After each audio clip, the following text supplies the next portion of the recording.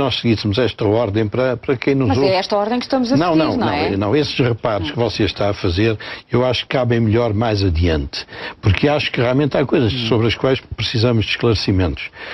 Porque o que aqui importaria, talvez, ao professor de Economia, era explicar à sociedade que esta coisa do regime laboral ser um ou ser outro não é independente de um crescimento baixo, de uma produtividade baixa, de um salário baixo, que é o que se verifica aí nesse quadro. Claro. Nós estamos com tudo pior. A produtividade é a mais baixa dos 16. O salário é o mais baixo dos 16. O emprego é o mais, creio que, precário dos 16.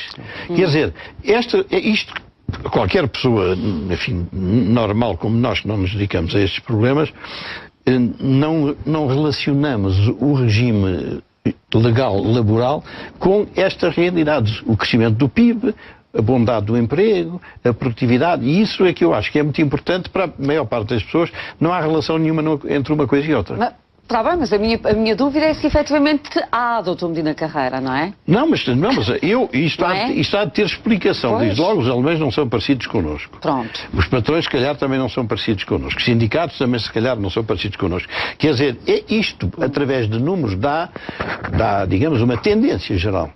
Os mais liberais, chamemos-lhe assim, crescem mais, têm mais produtividade. Bom, os menos liberais crescem menos, têm menos produtividade, têm salários. Temos ouvido os patrões, e o professor Avelino dos Reis sabe, dizer muitas vezes, e ultimamente têm afirmado, nomeadamente em sede de concertação social, que o problema do emprego e o problema da economia portuguesa não tem neste momento a ver com a legislação laboral. Não, claro que tem. Nem todos os patrões pensam assim. A CIP pensa, não é? Pensam assim os patrões, como disse, mais conservadores, porque veem na legislação laboral uma proteção. E proteção, o que é que isto significa? Significa que se nós tivermos uma legislação laboral rígida, os trabalhadores tendem a não mudar de empresa, exatamente porque se é difícil despedir, também é difícil ser contratado. E, portanto, isto de alguma forma protege uma parte do patronato, aquele mais conservador, que estão nos setores menos dinâmicos, não é? O que leva depois a que as empresas não sejam levadas a investir nos setores mais evoluídos, a mudar, as suas próprias tecnologias, porque se contentam em pagar salários baixos e contentam-se em manter os empregados que têm ao longo dos anos, não é? Portanto, não... Tivemos aqui o Alexandre Soares dos Santos que está a investir, que está a contratar, independentemente das leis laborais, os grandes patrões não têm... E é um setor dinâmico. Mas depois temos que ver outros aspectos também. As grandes empresas não têm problemas. Porquê? Porque o nosso sistema laboral é bastante liberal no que concerne ao despedimento coletivo. Sim. E é extremamente rígido no que concerne ao despedimento individual. As grandes empresas, porque têm departamentos jurídicos, bastante competentes e bastante eficazes, portanto, conseguem resolver problemas que as pequenas e médias empresas não resolvem. Daí que eu podia, digamos, talvez completar aquilo que disse há bocadinho. Sim. Portanto, será o patronato mais conservador e no fundo, é o patronato das grandes empresas que não têm problemas desse género, porque podem despedir à vontade e têm, a maior parte das vezes, recorrem ao despedimento coletivo, que é muito fácil fazer no Portugal. Doutor Medina. As dúvidas que tenho, em primeiro lugar, eu penso que o raciocínio que se faça nestas matérias, que em tempos normais devem ser como aqui se demonstra, na situação em que o país está, acho que não tem que ver grandemente uma coisa com outra. Quer dizer, os salários estão baixos porque se trata de um setor que não tem procura, os salários são mais altos porque por acaso está num setor com mais procura. Quer dizer, nós estamos com uma economia e uma sociedade de tal maneira transtornados que não me parece que estes raciocínios reflitam inteiramente a realidade.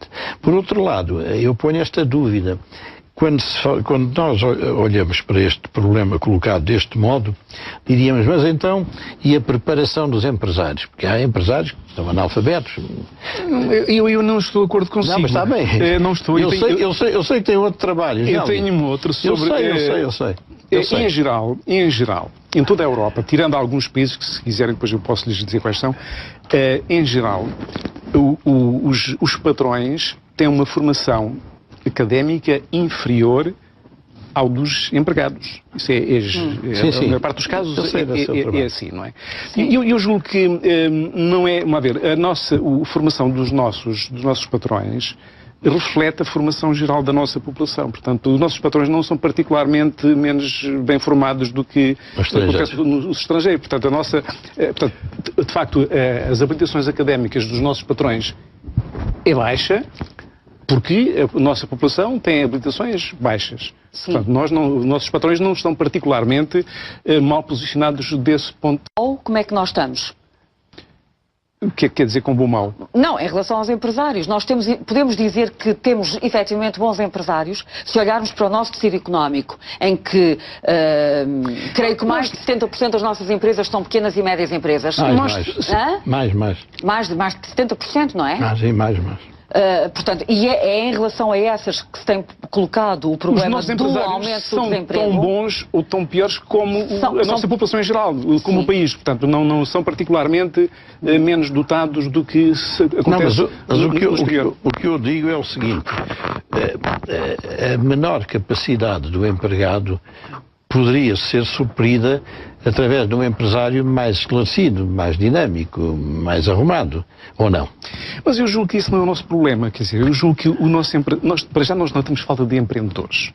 A nossa taxa de empreendedorismo é elevada, portanto nós temos uma percentagem da população digamos que são patrões bastante elevada, o número de empresas que estão a ser criadas é elevado, portanto nós não temos falta de iniciativa. O que nós temos, de facto, são entraves de natureza burocrática, de natureza política, ao progresso das empresas, de modo a transformar pequenas em médias e de médias em grandes. Portanto, eu julgo que o problema... Nós temos a ideia em Portugal de atirar para cima do empresário, digamos, as culpas... Eu não tenho Mas também não pode ser ao contrário, não é? Também não se pode atirar para as costas do trabalhador, não é? Não, de modo nenhum. Eu julgo que as culpas têm que ser dirigidas ao nosso sistema burocrático e administrativo, aos entraves, à falta de concorrência. Sim. Digamos, à abertura para que os pequenos empresários se tornem médios, como eu disse há bocadinho, e que os médios se tornem grandes. Sim. Nós temos uma rigidez muito grande. Repare, há uma maneira muito simples de ver isto.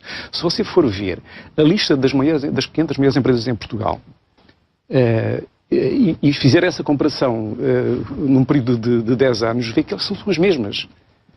Se você for a países com legislação laboral muito mais flexível, onde a concorrência é muito mais efetiva, você vê que essas listas se alteram com muita frequência. Ou seja, nós não temos mobilidade.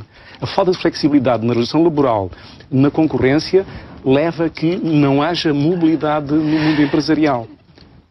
Esse é um ponto que eu gostaria de ter com muita Eu vou dar-lhe 2 exemplos das reticências que tenho em relação a isto.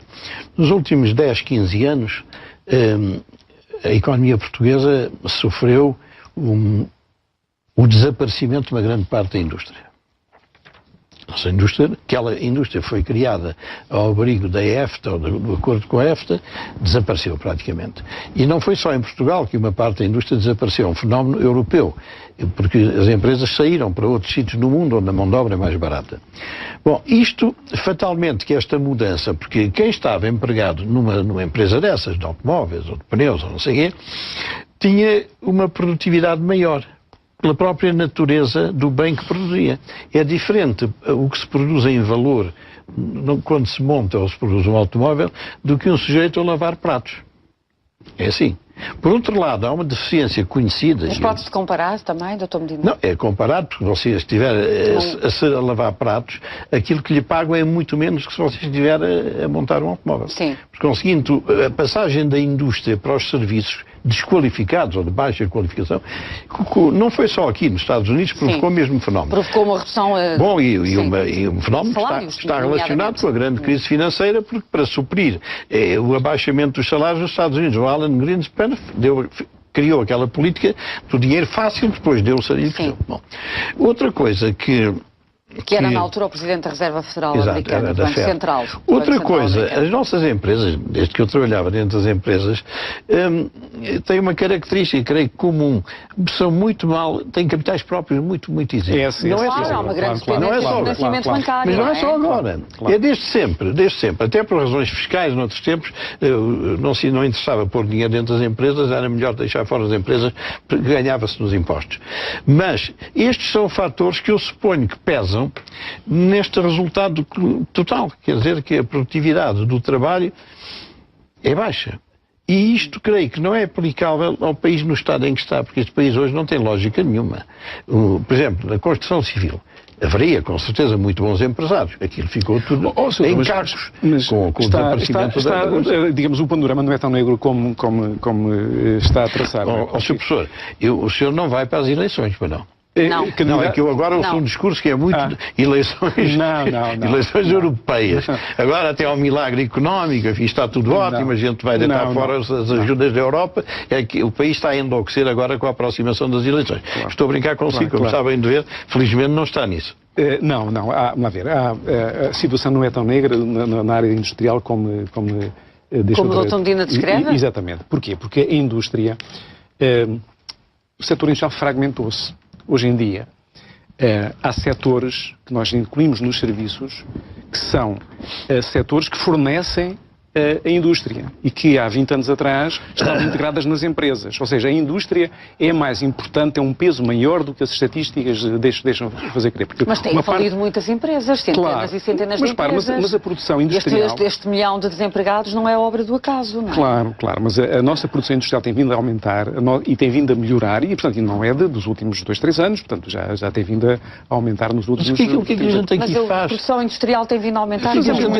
Fazemos muita coisa. A gente tinha várias fábricas ligadas ao automóvel, desapareceram. Nós tínhamos... temos muitas fábricas que trabalham, por exemplo, para a Volkswagen. Para a Volkswagen. E para a Citroën, Peugeot, que ainda temos também. Nós temos uma indústria dinâmica que tem uma produção industrial em crescendo, portanto, a nossa produção industrial neste momento é maior do que era há 10 anos. Ou que era maior, produzimos muito mais. Então, a indústria no PIB em 1980 era 40%, a indústria da agricultura. Porque os serviços subiram muito. Cresceram muito, mas a nossa... Vamos lá ver, se me dissessem o seguinte, se eu tiver que escolher a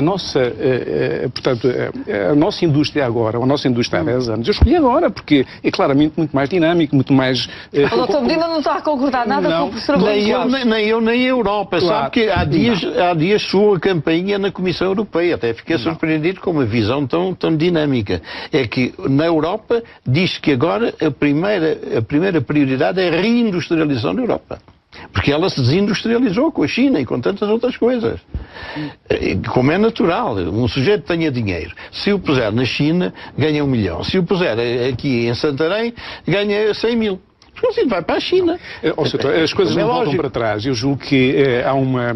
Este confronto de opiniões já tinha existido no último programa. O Dr. Medina Carreira tem muitas dúvidas em relação às vantagens da globalização. E o professor Avelino Jesus é um defensor do mundo global em que vivemos e da deslocalização para o extremo oeste. Eu tenho a meu favor 16% de desemprego, que eu não me lembro de tempo nenhum da minha...